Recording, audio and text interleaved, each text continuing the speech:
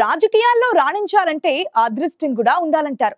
సిక్కోలు గడ్డపై అదే జరిగింది. అనుభవజ్ఞుణ్ణి కాదని సామాన్యమైన వ్యక్తికి పార్టీ పగ్గాలివ్వడం సంచలనంగా మారింది. ఉమ్మడి రాష్ట్రంలో దివంగత నేత వైఎస్ రాజశేఖర్ రెడ్డి అడుగుజాడల్లో కాంగ్రెస్ లో రాష్ట్ర పదవి చేపట్టి వైసీపీ ఆవిర్భావం తర్వాత ముందు నడిచిన నాయకుడికి ఊహించని అనుభవం ఇది. విపక్షంలో ఉండగా ఎన్నో కేసులు ఎదుర్కొన్న నాయకుడిని పార్టీ మళ్లీ ప్రతిపక్ష పాత్ర పోషిస్తున్న టైంలో పక్కన పెట్టేశారు. ఇంతకీ ఆ నియోజకవర్గంలో అదృష్టవంతుడెవరు, దురదృష్ట జాతకుడెవరు?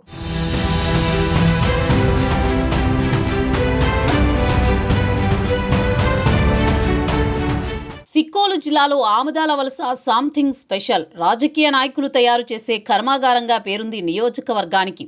ఈ నియోజకవర్గం నుంచి గెలిచి అసెంబ్లీ పార్లమెంట్లో అడుగుపెట్టిన నేతలు రాష్ట్ర స్థాయిలో రాణించారు. రాజకీయంగా తమదైన చరిత్ర సృష్టించారు. మాజీ ఎంపీ, 5 సార్లు ఎంపీగా గెలిచిన దివంగత నేత బొడ్డేపల్లి రాజగోపాలరావు నుంచి తర్వాత వచ్చిన మాజీ స్పీకర్ తమ్మినేని సీతారాం, ప్రస్తుత ఎమ్మెల్యే కూన రవికుమార్ వరకు రాష్ట్ర రాజకీయాల్లో తమకంటూ ప్రత్యేక గుర్తింపు సంపాదించుకున్నారు. అలాంటి నియోజకవర్గంలో ఇప్పుడు వింత పరిస్థితులు నెలకొన్నాయి.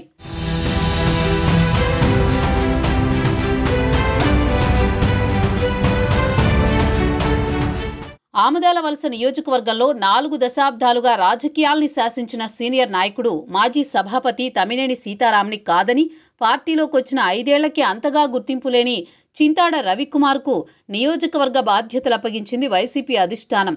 విద్యావంతుడైన సామాన్య కార్యకర్తకు బాధ్యతలివ్వడంపై నియోజకవర్గ వైసీపీ కార్యకర్తలు హర్షం వ్యక్తం చేస్తున్నా ఉమ్మడి ఆంధ్రప్రదేశ్లో కాంగ్రెస్ పార్టీ రాష్ట్ర యువజన విభాగం కార్యదర్శిగా చేసిన బొడ్డేపల్లి రమేష్ కుమార్కు అన్యాయం జరిగిందని నియోజకవర్గ ప్రజలు గుసగుసలాడుకుంటున్న పరిస్థితి.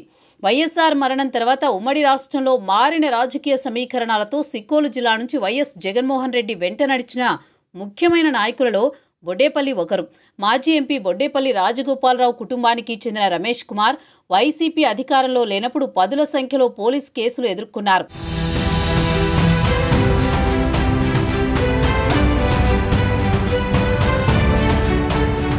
ప్రజారాజ్యం టీడీపీలో సుదీర్ఘకాలం పాటు రాజకీయాలు నడిపి వైసీపీలోకి వచ్చిన తమ్మినేని సీతారాంకి ఆమదాల వలస బాధ్యతలు ఇచ్చింది అధినాయకత్వం.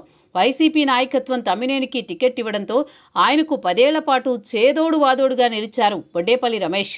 2019లో వైసీపీ అధికారంలోకి వచ్చిన తర్వాత తమ్మినేని సీతారాంకి కీలకమైన స్పీకర్ పదవి కట్టబెట్టడంతో బొడ్డేపల్లికి కూడా సముచితమైన స్థానం ఇస్తారని అంతా భావించారు. అయితే వారసుడు చిరంజీవి నాగు రాజకీయ జీవితానికి ఎక్కడ అడ్డు తగులుతాడోనని బొడ్డేపల్లికి ప్రాధాన్యం దక్కకుండా సీనియర్ చక్రం తిప్పారు తమ్మినేని.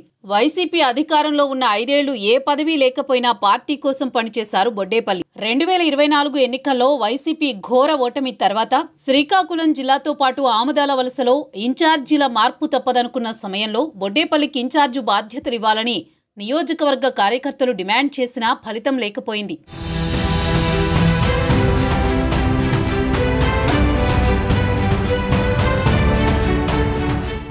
తాడేపల్లి సీనియర్ నాయకులతో నేరుగా సంబంధాలు లేకపోవడంతో లాబియింగ్ చేయలేకపోయారు బొడ్డేపల్లి. మాజీ ఎంపీ బొడ్డేపల్లి రాజగోపాలరావు కోడలు సత్యవతి కుమారుడి కోసం 10 ఏళ్లు రాజకీయ జీవితాన్ని త్యాగం చేయాల్సి వచ్చింది. వైసీపీలోకి వచ్చిన తర్వాత తన వారసుడి భవిష్యత్తు కోసం బొడ్డేపల్లిని ప్రోత్సహించలేదు మాజీ స్పీకర్ తమ్మినేని. ఇప్పుడు కొత్త ఇన్ఛార్జి చింతాడ రవికుమార్ కోసం మళ్లీ ప్రజల్లోకి వెళుతున్నా ఎన్నాళ్ళీ త్యాగాలన్న ప్రశ్న బొడ్డేపల్లి వర్గం నుంచి వస్తోంది. బొడ్డేపల్లి రమేష్ రాజకీయ జీవితమంతా స్వార్థ రాజకీయాలకు బలైపోయిందని నియోజకవర్గ ప్రజల్లో సింపతి ఉన్నా నాయకత్వం మాత్రం దాన్ని ఇప్పటిదాకా గుర్తించకపోవడం దారుణమంటోంది పార్టీ క్యాడర్. మరి బొడ్డేపల్లికి భవిష్యత్తులోనైనా న్యాయం జరుగుతుందో, చివరికి త్యాగయ్యలాగే మిగిలిపోతారో కాలమే డిసైడ్ చేస్తుందేమో.